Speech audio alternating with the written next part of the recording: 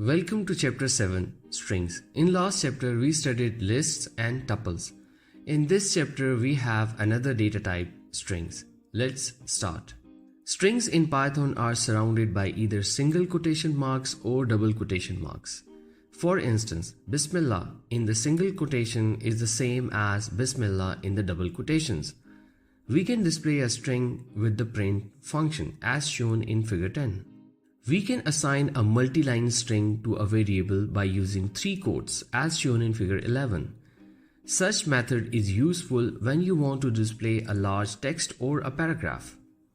Like many other programming languages, strings in Python are arrays of bytes representing Unicode characters. However, Python does not have a character data type. A single character is simply a string with a length of 1. For example, my string equals the character b has length 1 when checked with the length function. Square brackets can be used to access elements or characters of the string, as shown in figure 12. We have assigned a value Bismillah to a variable named a, and then we use print a with the square brackets and 0 is the index to print the character at index 0.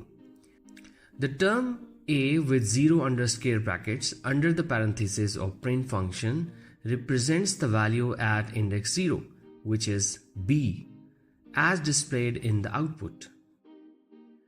To get the length of a string, same like that of a list, we use the length function. The length function returns the length of a string, as shown in cell 5 of the figure 13. In this case, the length is displayed as 11. Thank you and see you in the next chapter.